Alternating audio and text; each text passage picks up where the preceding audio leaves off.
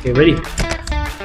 Welcome back! Magandang hapon po sa inyo lahat. Andito po tayo sa Maharlika League Japan. And kasama po natin ang ating veteranong referee na si Kim Aguanta from Asturias, Cebu. Ayun, Sir Kim. Magandang hapon sa iyo. Kwentuhan niyo naman po kami. Kumusta po ang liga natin ngayong araw na to? Siyempre, yung liga natin ngayon, full pack talaga. Medyo yung mga ibang mahihinang team noon, lumalakas na ngayon. Nagiging labanan na talaga ng breaks of the game lang talaga yung nagpapanalo sa game. Yun.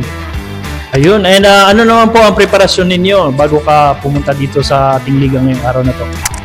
Siyempre po, araw-araw, may maganda na ngayon kasi may may mga vlog na tungkol sa pagre-referee.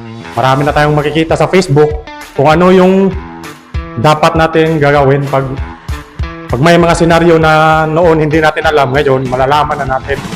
Dali lang sa social media kung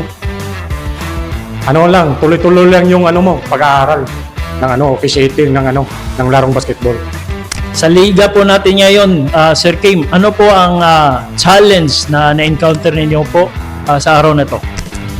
Siyempre, yung challenge talaga sa amin, lalo na sa aming mga referee, yung talagang condition ng katawan.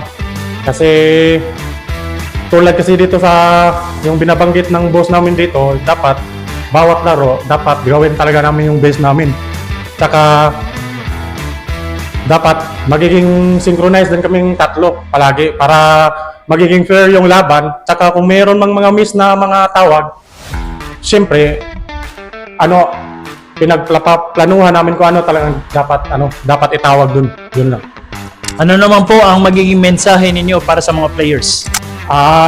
Isa lang masasabi ko sa mga players ngayon dito sa Japan. Alam kong praktisado kayong lahat dito.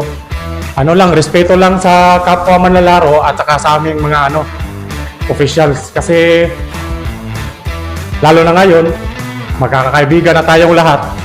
Respect the game lang, saka ingat, saka good luck sa bawat laro nyo. Shoutout po, lalo na sa pamilya niyo sa Asturias, Cebu. Shoutout ko pala yung asawa ko, si Stian, saka yung anak ko, si Sander Cage. Ingat kayo dyan palagi. Yun. Thank you. Maraming salamat. Ito po si Ramel para sa Maharlika League Japan.